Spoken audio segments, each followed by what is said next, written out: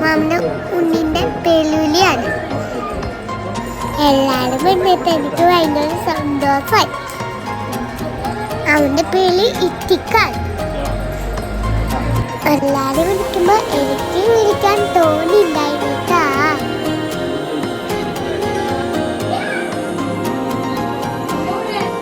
അവസാനം എനിക്ക് തന്നുട്ടാ. ഞാൻ വിളിച്ചു. ഇതിപ്പോ കസീനാണ്.